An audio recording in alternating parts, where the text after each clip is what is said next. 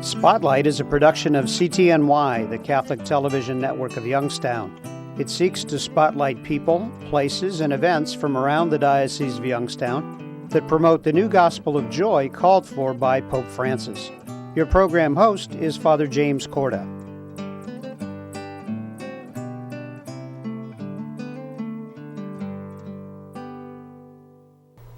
Hello and welcome to Spotlight. I'm Father Jim Korda.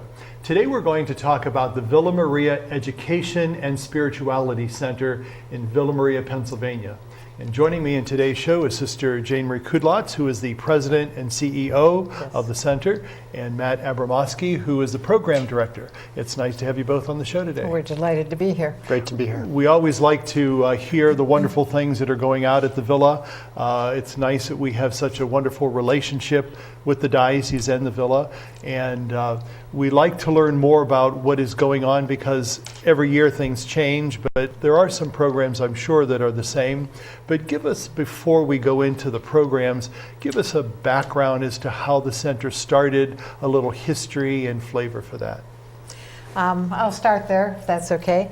In actuality, Villa Maria Education Spirituality Center was incorporated in 2005.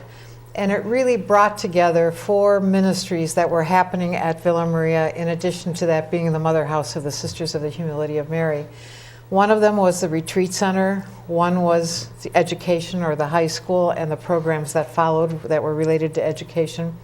One was farm-based education for young children and youth. And then the third was an eco-spirituality ministry. And so those ministries were going on, and in 2005 they were all combined under one umbrella, which is Villa Maria Education Spirituality Center. And so as we have gone from 2005, we have continued with that focus, but definitely have developed it even further. What I'd like to talk about while we're on the subject is we know that religious communities are really kind of directed and governed by a charism. How does the charism of the Humility of Mary Sisters complement what you do there? Well, education has always been something that has been part of our ministry. And so our charism of humility directs us to have right relationships with all people. But there has always been a very special bond in terms of youth and young. When our sisters came to the United States, they brought orphans with them, and there were orphans that lived at the villa at the very beginning. And then the seeds of the high school, Villa Maria High School, which was there for quite a while before it closed. So that education piece has always been there. Sharing spirituality has also been part of the founding of our community. When our foundress in France brought a group together, they came together to pray, to learn lace making, to form a community. Mm-hmm. And so sharing spirituality has always been part of our communities. And so when I first entered the community, way back when, even back into the 1950s, the community was already offering retreats for women, in the summers when the dorm wasn't being used for the high school. So the ministries that we carry on as part of VMESC are part of what has been part of the Sisters of the Humility of Mary for a very long time. Okay. And I'd like to ask Matt, as the program director, but also as a lay person working out at the Villa, how has that charism affected you, even though you're not driven by it personally, but I would imagine that is kind of the groundwork for what you do as well, and the other people who are on staff there. It really is. I'm very inspired by and honored to be in ministry with the sisters. And one thing that I always enjoy doing, anytime we have a group coming to the villa, we do a little bit of a welcome and orientation. And we tell the sister story. And I'm amazed that every time I tell that story how it never gets old but continues to inspire me more, how these faith-filled women built this place and have been open to the Spirit working through them. And I think the biggest testament for me me is the biggest comment we get from guests who come for retreat is what a peace-filled place they find it to be, especially people who may be experiencing some rough life circumstances. And so that's no accident. It's a direct result of the sisters being faithful to their charism and their call. And so I feel very humbled and honored to share in that and to witness the effect it has on so many guests and retreatants who come to the villa. One thing that I'd like us to talk about is, nowadays there's this kind of struggle in the church to encourage and invite and welcome people to attend Mass. For us as Catholics, that's part of our obligation. We know, unfortunately, in our church that many people have chosen not to do that. And yet, when you ask people, and especially young people, about it, they always say that they're very spiritual, but they're not religious. So there's a difference there. Do you do anything to kind of try to combine the two with religion and spirituality, or is there more of a thrust to build on spirituality with people that come there? Does that make sense? Yeah. We do, and especially what you're referencing with young people, you hear a lot of that, the spiritual, but the not religious. And so I think we get a lot of people coming who I would describe as seekers, who certainly have an interest in spirituality and are maybe trying to find the best way to express that or integrate that in. And you're right, it might not always correlate to them going to Mass or participating in a religious institution the way that we're used to. And so what I think they find at the villa, whether they're on their own as a personal retreatant or part of a group, is just a space to step back and reflect. And the nice thing about the villa, especially with the sisters there and retreatants dining with them, they have the opportunity to talk to them. You'll sometimes see them go into Mass or into the chapel. So without doing it very forcefully, the atmosphere is set up so that those who are spiritually seeking can also find ways to express that in the more formal context, and maybe in ways they hadn't thought of or they were resisting. And so we do, by the way things are set up, I think encourage it just in the space of the villa and the approach. But it's more of, trusting the Spirit to lead people rather than mandating that they have to do this, and this. Sure. We're about 2 minutes into the rest of our first segment, so we want to be brief in this part, but I'd like us to talk, maybe Sister, you could talk about the environment. We know, those of us who have been out to the villa, it's a wonderful, peaceful, a very serene place. I kind of think of Psalm 23 when I go out, at least the first part of the Psalm. And so tell us about the environment and what is so attractive about it for people who come. Well, we always describe in all of our literature that the villa is very much a sacred space, and that's something that we very much believe. And the sisters, I believe, have also worked very hard to maintain.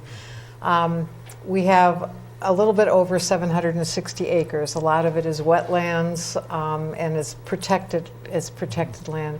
But that overall nature environment and the sisters' commitment to the care for creation, I think totally permeates everything that we do and everything that we share with our guests.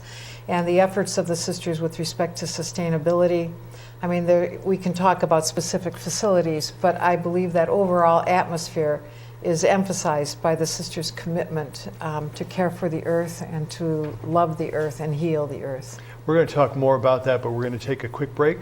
Stay with us. We'll be right back. I spent 34 years as a teacher.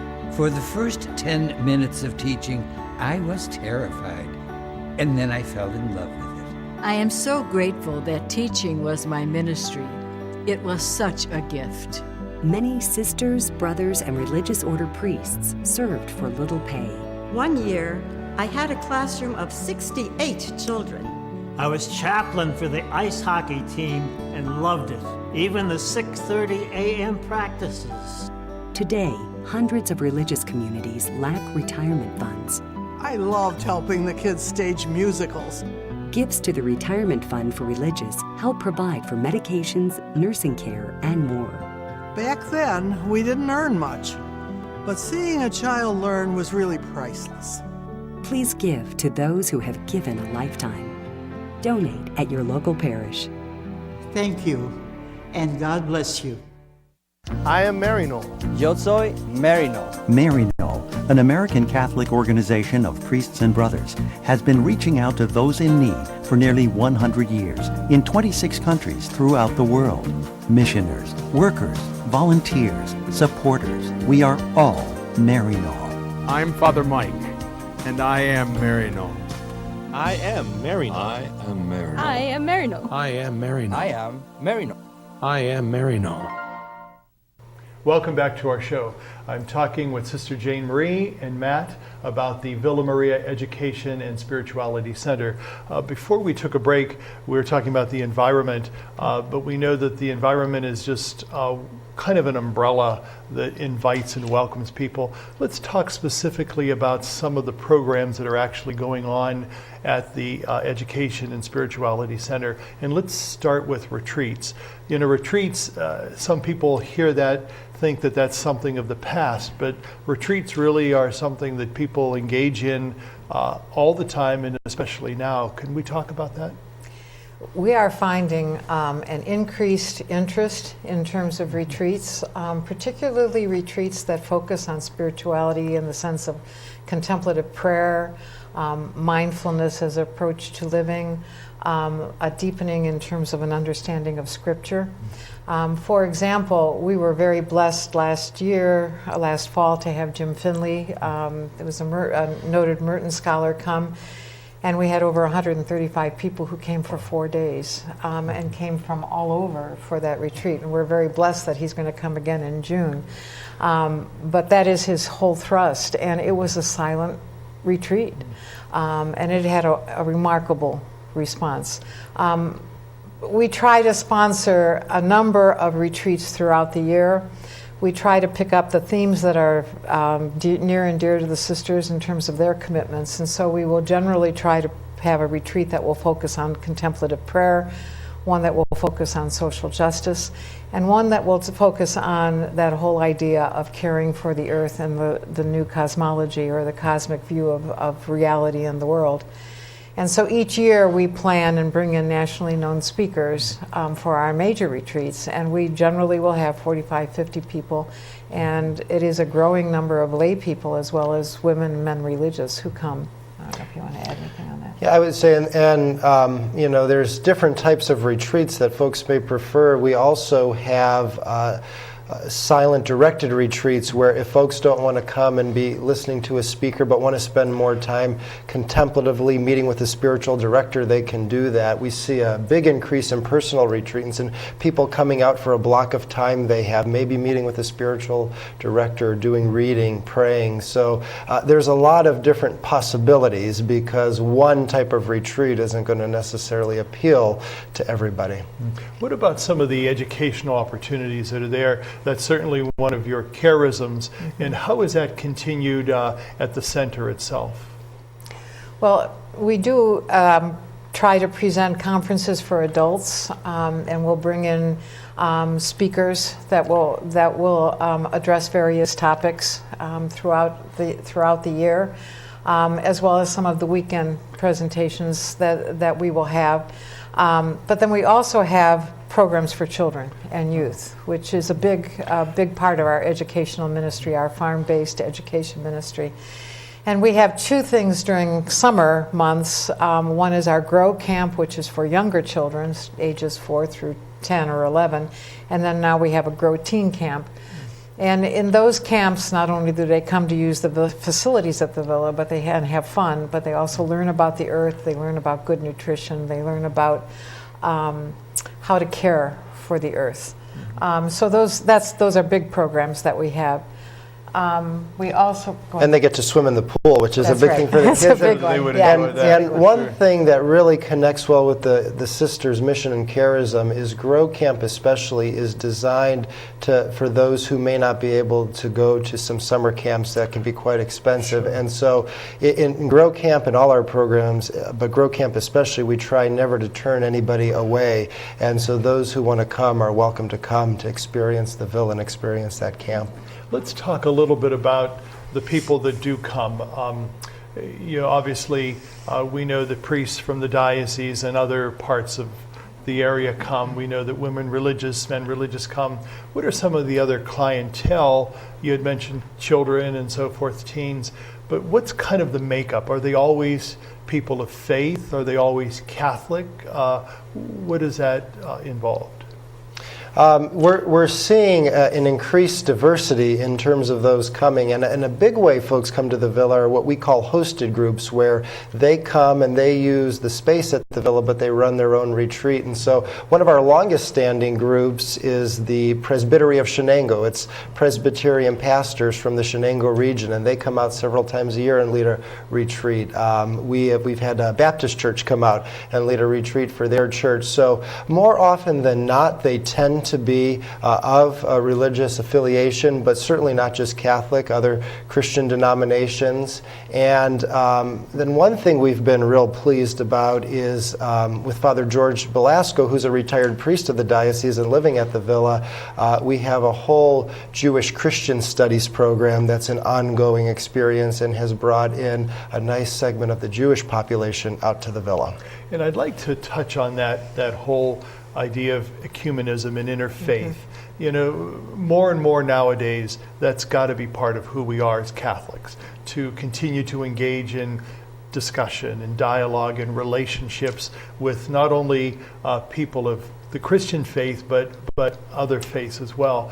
Why is that important for us to do that, and how is that intimately related to the charism of the religious sisters? Obviously, for us as sisters, we are open to anyone who is seeking growth in terms of their own spirituality and in terms of their understanding of their relationship with God. So for us to welcome groups, and that is one of the other things that people will note with respect to the Villa, is they will comment on how welcome they feel. I think the sisters are very, very open to not only welcoming in, but also learning from the people that come. And as part of the mission of VMESC, we will welcome for a hosted group anybody whose work is consistent with our mission. So if it's educational, if it's spiritual, then we will welcome them to use our facilities. And that is probably the arm of our ministry that we are seeing grow the most, because there are more and more groups that are seeking. We have several groups that are focused on Zen meditation, that come on a regular basis. So it is expanding in terms of that broadening. Well, we're going to talk a little more specifically about some of that again, but we're going to take a quick break. Please stay with us. We'll be back in a moment. What have you done for your marriage today? I gave my wife a hug this morning. I told her I love her. Instead of sitting on the couch, I hope to clean up. I cooked my husband's favorite breakfast. I sent my husband a love email. What have I done for my marriage today? It's a good question. I gave her a call and say thinking of her and the kids. I did her hair this morning. I think it looks pretty good. We're going to the museums as a family. What have I done for my marriage today? I made my wife coffee and breakfast this morning. It's going to be her birthday next week, so I've been spending time today making arrangements to make that extra special. Oh, we're spending the day together? I bought her an orchid. Hassan was able to let me sleep in by taking care of him in the morning. I read the newspaper to my wife, and it cracked her up. She's still laughing. What have you done for your marriage today? Small changes can make a world of difference. Get started at foryourmarriage.org, a message from the Catholic Church.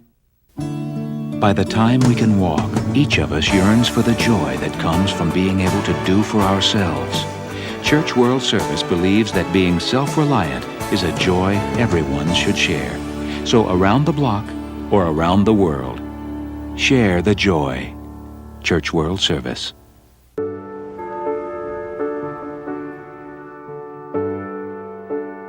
There is a place where a total stranger will give you their blood. There is a place where someone you never knew will save your child from drowning. A place where people from 7 states away will turn up at your door and give you food and shelter after a flood. There's a place where a person who doesn't look like you, talk like you, or dress like you will stretch out their hand and put it across your shoulders and say, everything is going to be okay. That place is called America, where we look out for each other, and it's up to us to keep it that way. When you help the American Red Cross, you help America. Welcome back to Spotlight. We're focusing on the Villa Maria Education and Spirituality Center.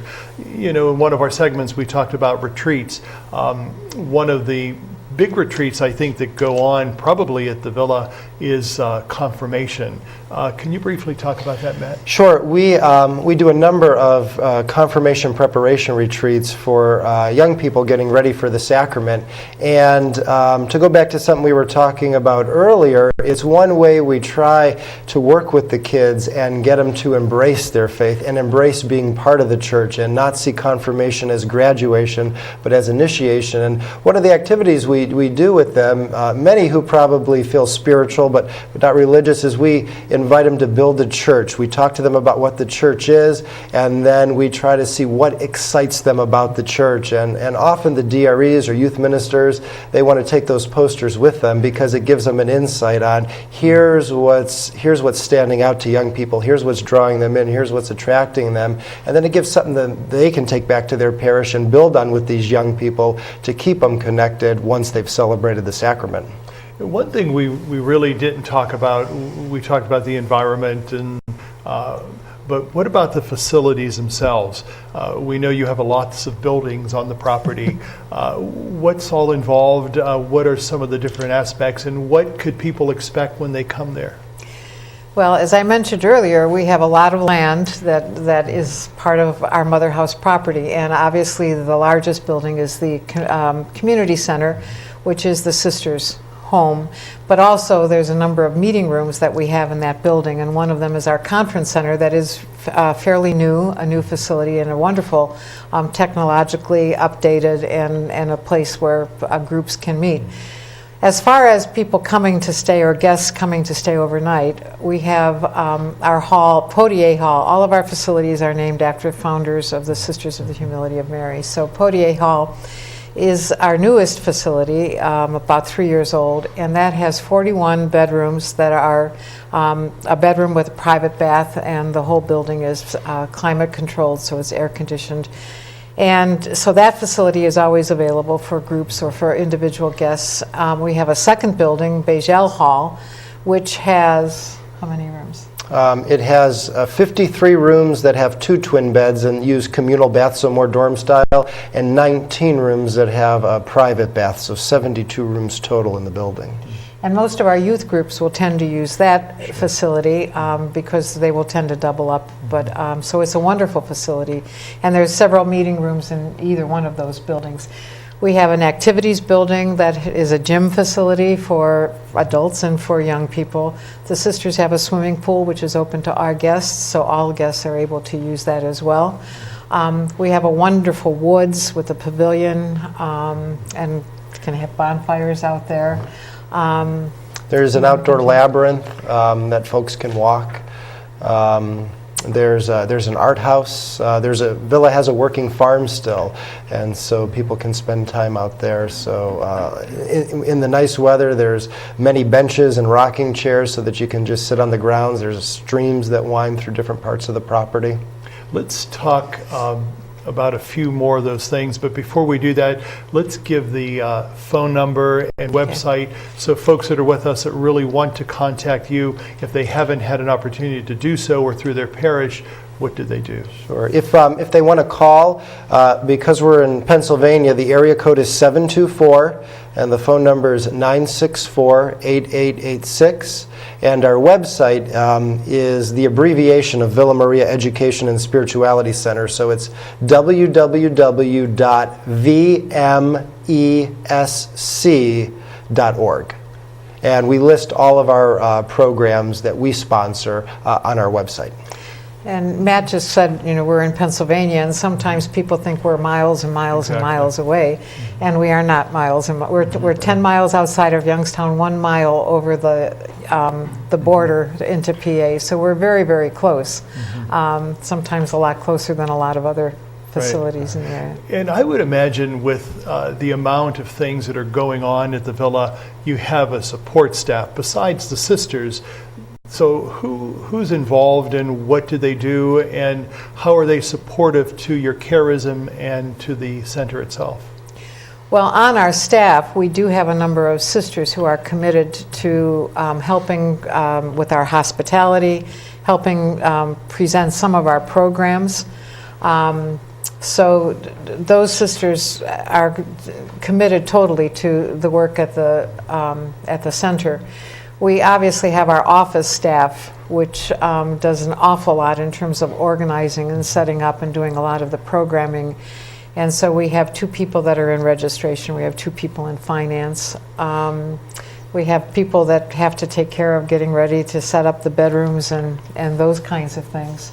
And then we plug into the villa has a maintenance staff and a cleaning staff and a food service, so we rely on all of those folks to help with everything we do with retreats. And the other thing I'd mention too that is becoming a big need for us, especially as more people come, is we're always happy to have people volunteer to assist us with hospitality and welcoming folks. And it's a way that they may spend some time at the villa, maybe attend a program, and also provide a critical service, which is the ministry of hospitality. And also out there, we know that the villa apartments are there. That's correct. Some of our priests, as you had mentioned, Father Blasco, are there at the facility. You also have the hospice, I believe, is also there. They have an office in the community center. So there's that whole sense of working with the community, with the diocese, with the larger group of people to kind of share in that charism, but also to share in the ministry of education, of spirituality, of who we are primarily as people of God. Before we take an ending for this segment, let's give the number and the website again to the folks that are with us. Phone number is 724-964-8886, and the website is www.vmesc.org.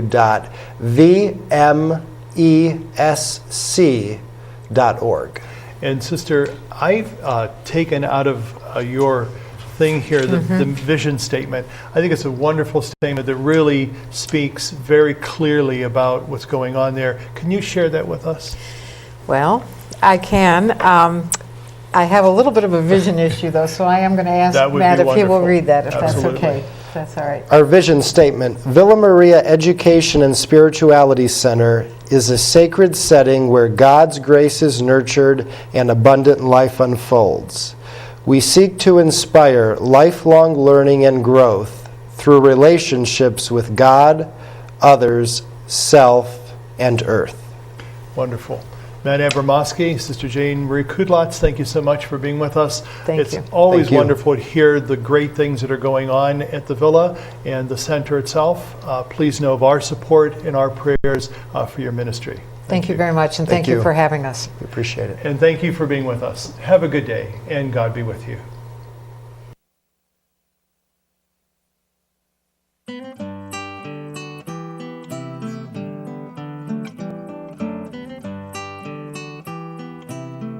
Spotlight has been a production of CTNY, the Catholic Television Network of Youngstown. Your program host was Father James Corda.